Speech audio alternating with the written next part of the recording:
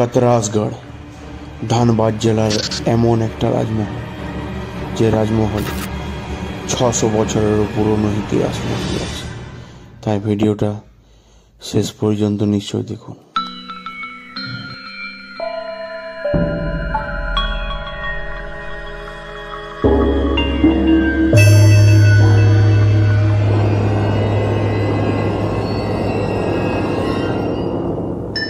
রাজবাড়ি ঘুরতে এসেছি, কিন্তু আমরা কিছুই জানি না। এই তিনটা ভাই মিলে আমাদেরকে গাইড করছে। এরপর আমরা কোথায় যাব? এই যে আমরা এখন গাড়ি দেখলাম রাজার আমলের, এরপর কোথায় যাব আমরা? হ্যাঁ, এদিকে চলো, ভাইয়ের সাথে সাথে আমরা যাব। এখন আমরা দেখতে পাচ্ছি রাজবাড়ি। ওই হই হই, কি অসাধারণ জিনিস পুরোনো আমলের।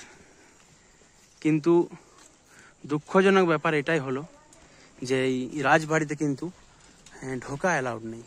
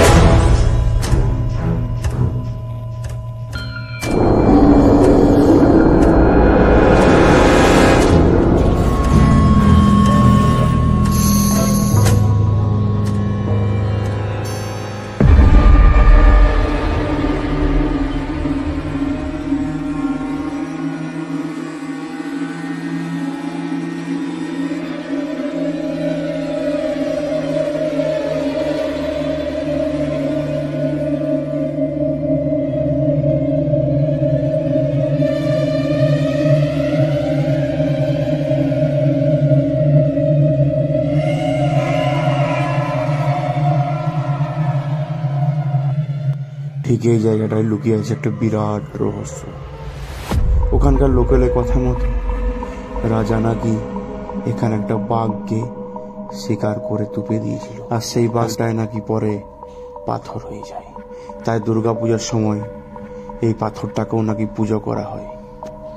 এটা হচ্ছে রাস মন্দির। পুরোনো দিনে এখানেই নাচ গান হতো।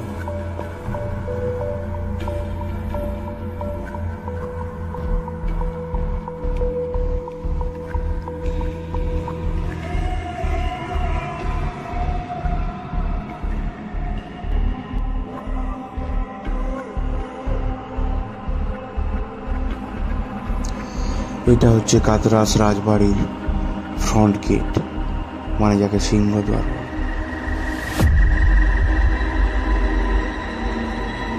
ঠিক রাজার বাড়ির সামনেই আছে মা দুর্গার মন্দির। এখানে বলিদানও হয়। আপনাদেরকে যেমনটা বললাম, দুর্গাপুজোর সময় ওই বাঘটাকে পুজো করা হয়, যেটা পাথর হয়ে গেছে। এই ভেতরটায় সেই বাঘটা আছে।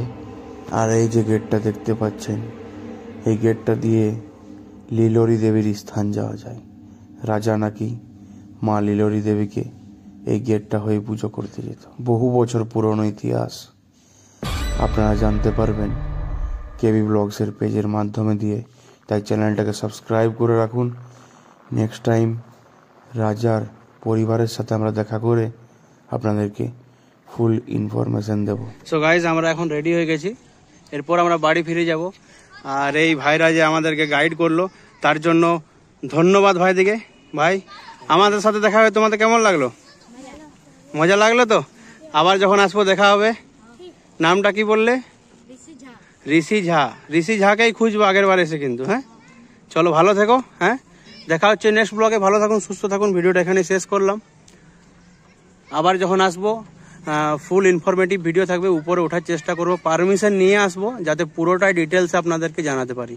ধন্যবাদ, ভালো থাকুন, সুস্থ থাকুন। আবার একটা নতুন ব্লগে আপনাদেরকে সাথে দেখা হচ্ছে।